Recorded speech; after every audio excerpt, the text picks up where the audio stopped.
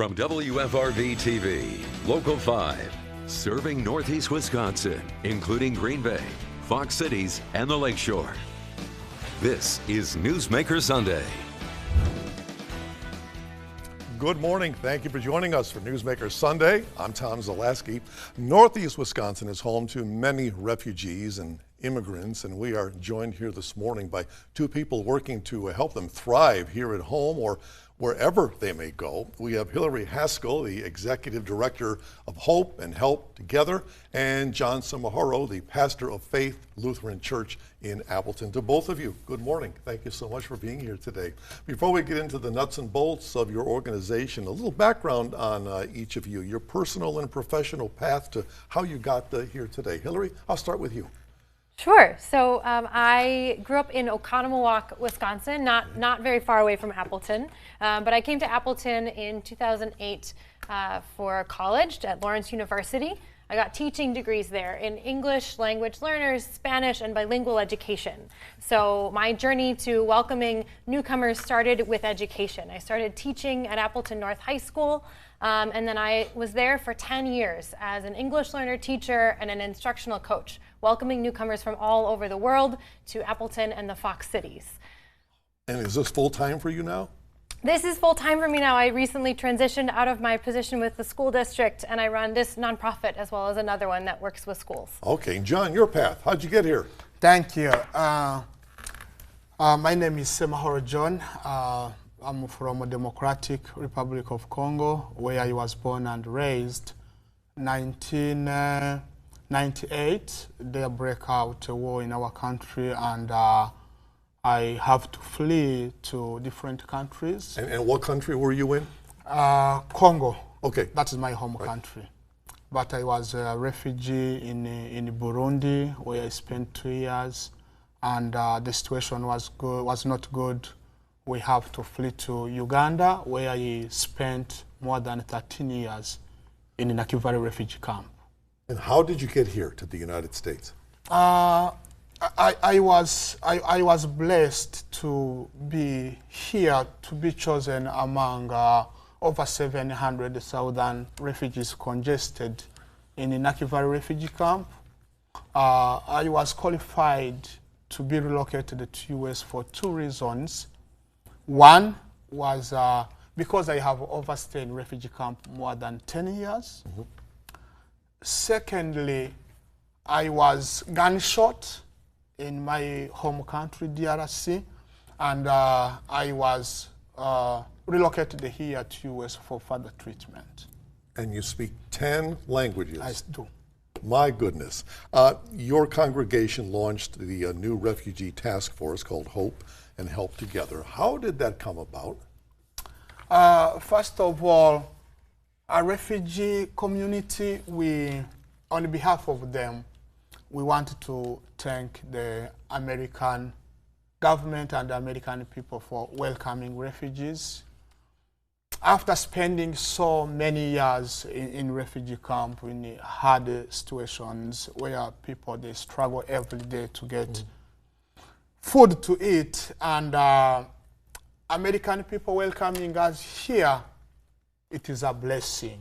And let me get this opportunity to thank Hillary for the wonderful job she's doing, committing her time, having a tireless time to help refugee community and migrant. We really appreciate the great job you are doing. So Hillary, what was the trigger for forming this organization? Like, what did you see out there? What was happening? I was invited to a listening session that was hosted by Trinity Lutheran Church, which was the church that helped start Hope and Help Together.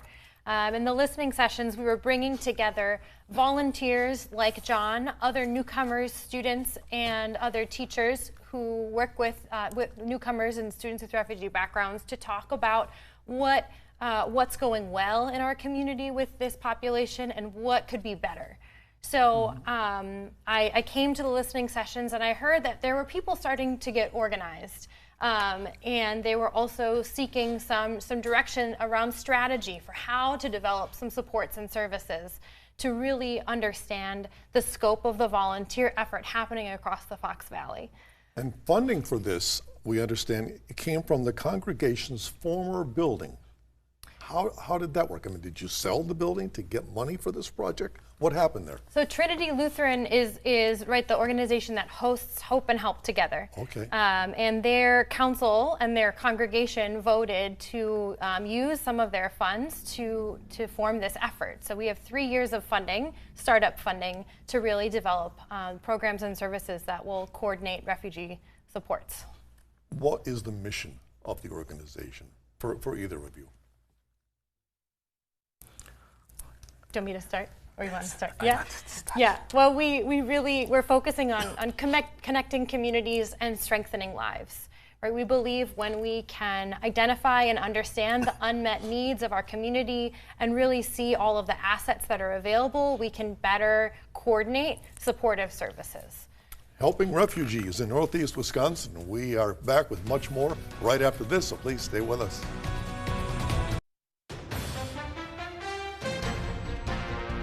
Back now with John Samahoro and Hillary Haskell on the Hope and Help Together Task Force. As you well know, in our current political climate, the word refugee sometimes carries with it a negative connotation. There are those out there who will say, well, these are criminals, or these are people who are just trying to take advantage of the largesse of the American people, of the United States. Your view, through your eyes, who are these people? And I know, John, you're one of them. Thank you. That is a wonderful question. Refugees, these are people who are sitting in their home country, living in their home country peacefully. I remember during my childhood, growing up in a family, my dad had everything as any other child would have. We had a farm, or I was going to a nice school. And so you're not some poor kid from somewhere. No, you had everything. We had everything at home. And 1998, I will not forget in July when that evening when war broke out in our village where we are living, and going in a bush for 2 weeks before we fled. That was the end of all wealth my family has. It was, we spent 2 weeks in a bush, and that was a journey running from Katanga region going to southeastern Congo. So you have, your house is burnt down, your farm is gone, you are just surviving yourself. And so refugees, they had home before they are relocated to US. They have lost everything. They flee to a second country like Uganda, which we appreciate very much, has more than 7 refugee camps and over, I think, over 5 million refugees living in Uganda. Who do you see these people as? They're members of our community, right? They're fathers, mothers, daughters, sons. They're educators, right? They are first-line workers. They're restaurateurs. So where are they all coming from? What countries? We have, so our community has a long history of refugee resettlement, right? Starting back in the 80s with the Hmong refugee resettlement. We've always been home to Spanish-speaking populations, whether that's from Spain, Cuba, Central America, South America. And we are welcoming, more recently, right, we're welcoming folks from Afghanistan, and then continuing from Congo, Rwanda, Uganda, all over the place. And they're here in Northeast Wisconsin. Why Northeast Wisconsin specifically? What brought them here? I think that there is, Wisconsin is really a good state where a refugee would start life. There is, I always tell friends that this is our paradise. This is our paradise. This is where a refugee can start life. And in fact, when I stepped here, it was a deep breath. I felt at home, and there is a wonderful community. Really, we feel at home. Yeah. In Wisconsin, in Fox Valley, we feel at home. So we aren't wrong when we called it God's country. To some people, it really is. Hillary, what kind of stories are people telling you when they come here? Well, we interact with people along lots of different parts of their journey, whether they're recently, like a couple of weeks, resettled here, or a couple of years, 3 years into resettlement, right? That journey from arriving to thriving can last anywhere between, 2 years and 10. So this experience, for you in particular, Hillary, is this eye-opening? Is it frustrating? Is it overwhelming? I mean, how are you handling all this? I really appreciate living in a multilingual, multicultural world. And so I get to do that every day. I get the opportunity to learn multiple languages and see multiple ways of doing something and solving problems. And that's a gift. Now, have you sponsored families in the past? Are you sponsoring right now? Hope and Help Together is currently at its initial phases of organizational growth. So we're assembling an advisory board and developing bylaws and figuring out what we want the financial health and overall picture of the organization to do. We have much more to come, so please stay right there.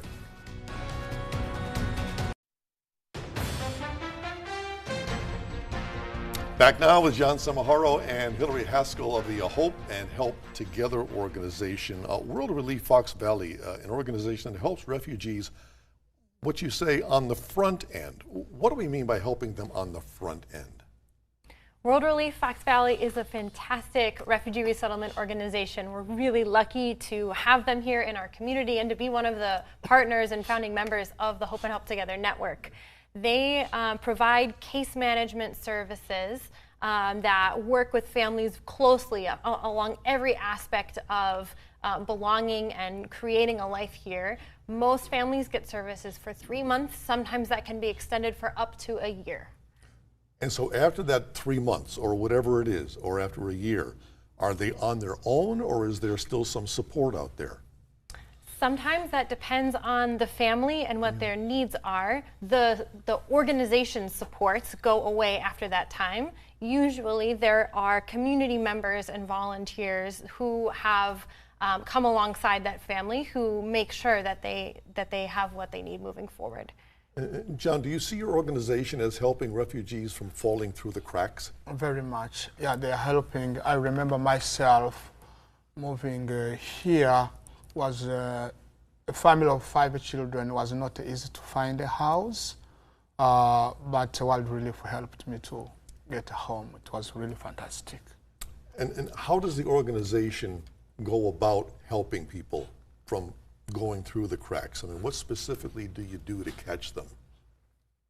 So right now we're working on creating a network of connected communities. So there are lots of faith communities in the Fox cities who have good neighbor teams or who have volunteers who are trained in helping good neighbors. We're also working on connecting with all of the different churches and schools that host newcomer families, so that we can connect with everybody and have at least 1 or 2 touch points to see what's going on with them, what are their needs, what's going on with housing, employment, transportation, going through all of the areas that it takes to have a thriving life. Now, John said he was learning to speak English, and it's been 7 years now, and he's doing a great job. Yes. I mean, my goodness. Thank you. What about kids who come here, little kids, who don't speak English, and they go to school? How do they maneuver? How do they make their way through day-to-day classroom activities? Most of the school districts in the area have newcomer programs at every level. So whether a student is coming in as a pre-K, a 5th grader, an 8th grader, or a 12th grader, they get located to a school that has specialized newcomer programs where they can learn English at the level that they're at. John, how did you start learning English? Learning English when you are from a background where you speak other languages, especially from refugee from Congo, where we speak 450 languages. It was not easy, but yeah, you have to sacrifice time as a parent, going to work, taking children to school, and you have to take some few hours to go to school and learn English so that you can communicate with other people. So were you taking classes? Yes, I took classes. And are you still taking classes, or are you now just kind of No, assimilating? I'm no longer taking classes. I'm now learning myself from cell phones, yes. We are back to wrap up right after this, so please stay with us.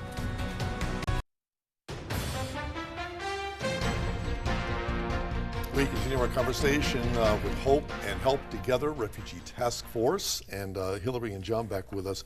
You know, people are out there in our community, and you've heard the commercials where they say 1 in 6 people are going hungry every night. Refugee, to us, a lot of us, it's just a word, but there's a culture out there, a refugee culture out there, that we, people, you know, families in Northeast Wisconsin don't see. I mean, and they're right under our noses. What are we missing? What are we not seeing? I think there's a lot of opportunity for love and connection. You know, you can even take a half an hour out of your day to learn about a different culture that's been living here for decades, and get to understand all of that there are lots of people for every different kind of ethnicity and language that's represented. There are lots of different cultures here. John, how are kids, if you know, how are kids being accepted in our schools, our refugees? How are the kids who were born and raised here in Northeast Wisconsin accepting the refugees? I think they are doing good, and yeah, when children comes from school, they are really excited, and they really love their teachers. They're enjoying school. And so kids from here in Northeast Wisconsin, I mean, are they accepting of the refugees? I mean, because they obviously right away can't speak to each other. So how do they get together? How do they get to be friends when you're out on the playground or doing a class project? How does that all come together? Yeah, refugees' children, they learn language very fast. What I have observed, they learn English very fast, and they have really made a very good friendship. Yeah, they play basketball together, they soccer together. There is a lot of activity they go together. They are doing good. Hillary, what are some of the barriers that people face, refugees face, when they first get here? I think the biggest one is language. Yeah. Language is the biggest barrier. It's a barrier to employment. It's a barrier to transportation, getting a driver's license. And then other ones are affordable housing, how much affordable housing there is in the area. Transportation is huge. We have a pretty connected public transportation network in the Fox cities, but it can be difficult to understand how to navigate that and to make sure that the timing works for people with different shift jobs. So you talk about housing, affordable housing. Even if the housing is affordable, do you ever run into discrimination in housing? Absolutely. You do? Yeah. We have work to do, especially in our rental market, to ensure that every person and every family that's renting a home is treated fairly, and to increase the understanding of what it means to adjust to a new culture with everybody. Mm-hmm. What's the concern on the part of a landlord if they're hesitant to rent to a refugee? I think it's just there's a lack of familiarity, familiarity to know how to communicate. And when refugees do find this housing, how are they able to manage that housing? Absolutely. You know, like John said, you lived in a bush for two weeks, and now you're in a house. Yeah. And you've got to maintain that house. Obviously. Yeah. Refugees. Yeah, they pay rent on time. Yep. These are really hardworking people. I think they don't miss. We have never seen any refugee being evicted to the house because they have not afforded paying rent. That has never happened. So they are really hardworking, making sure that they are paying bills on time. Hillary, what kind of programs are out there for refugees first coming here? Well, World Relief is the primary organization serving refugees first coming here, and then Hope and Help Together and the Multicultural Coalition are also filling in gaps to provide resources to families and then to have some training to make sure that there is multilingual training available to help everybody understand what is necessary to follow all the laws. And are refugees kind of surprised when they get here at what's available to them? Because I got to believe some are coming over here going, wow, what do I do? and you're there to help them. And everybody goes through this initial honeymoon phase, right, where everything is new and bright and shiny, and then there's a period of culture shock where things become really, unfamiliar, and it becomes very difficult to understand where you fit and what your journey is going to be. Yeah. And after that period, usually, as long as there is help and hope, then people can find a way towards a settled state. Mm-hmm. Hillary, John, you're doing great work. We thank you so much for being here this morning. And if you have a newsmaker in your town who you think we should have on the show, let us know about it. You can send us an email to tips@wearegreenbay.com. Till then, see you next week, 7 o'clock in the morning. Have a great day.